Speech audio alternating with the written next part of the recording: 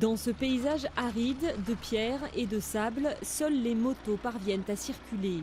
Youssef est agriculteur et ses champs sont situés à la bordure de la Palmeraie, dans une zone où le sable fait des ravages. Avant de mettre le fourrage à sécher ici, il n'y avait pas de sable. Mais juste après qu'on l'ait déposé, il y a eu quelques jours de vent. Et vous voyez le résultat, le fourrage est maintenant couvert de sable.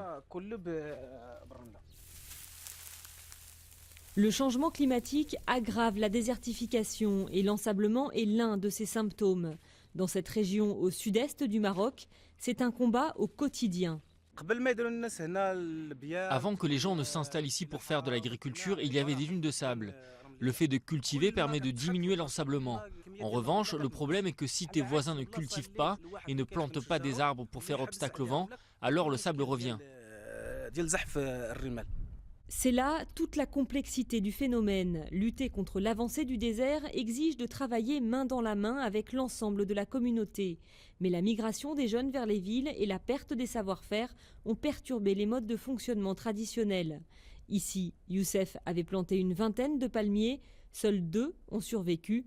Quant aux arbres fruitiers, la plupart sont morts, étouffés par le sable. L'importance de ce système oasien-là, c'est qu'il joue un rôle non pas seulement d'équilibre à l'échelle locale, mais à l'échelle du globe terrestre. C'est-à-dire, si ce système-là oasien disparaît, automatiquement la désertification va monter vers le nord du Maroc, et puis vers l'Europe, etc. Youssef ne bénéficie d'aucune aide de l'État pour cultiver dans ce milieu hostile. C'est avec leurs faibles moyens que jour après jour, lui et sa famille tentent vaille que vaille de repousser l'avancée du désert.